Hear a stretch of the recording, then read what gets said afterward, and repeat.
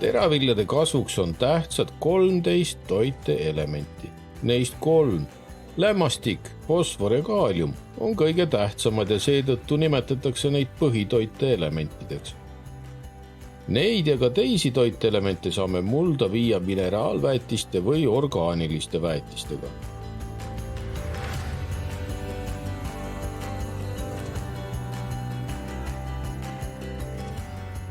Täna hakkame talinisu väetama, et on õige kasvuaas juba, kus peaks talle veel süüa juurde andma. Praegu on mullas on niiskustel on, hommikuti on veel kõvad kasted, mis aitavad graanuli sulada, et kus taim saab kätte selle.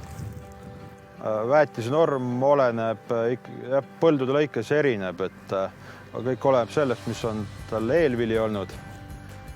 Ja oleneb sellest, mis on põlluolud, milline on põllu üldine toon ja vastavalt sellele siis oleme korrigeerinud väetusnorme vastavalt põllule.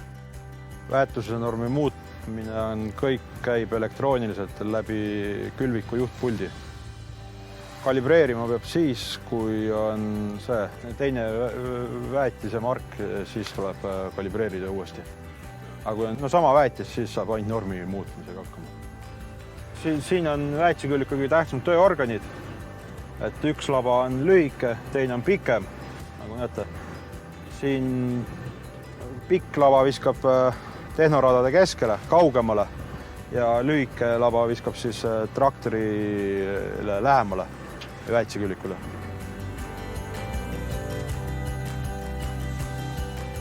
Vastavalt see väetise margile saab ka laba asendit siin muuta.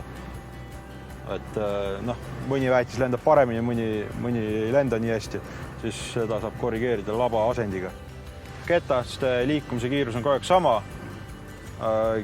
Traktori liikumiskiirus oluliselt ei mõjuta. Kui juba üle 25 kilomeetri tunnis sõita, siis ta ei jõua väetise kogust peale anda. Aga siin on see elektrimootor, mis vastavalt kiirusele annab õige väetise koguse siia ketta peale. Kõik oleneb muidugi väetise normist ja põldude suurusest, aga päevas keskmiselt on ikkagi 300 hektari peale kanti. Rekord on seal päevaga 550 hektarit.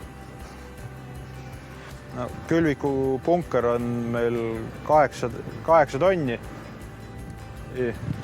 8 tonni väetist läheb sisse ja praegusel hetkel me paneme 100 kilo hektarile väetist, et ühe külvikuga saame 80 hektarit.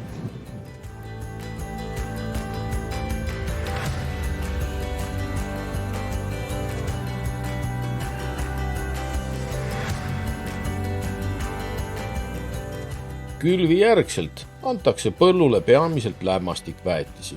Seda nimetatakse pealt väetamiseks. Lämmastik liigub vihmaveega allapoole ning on taimedele hästi kättesaadav.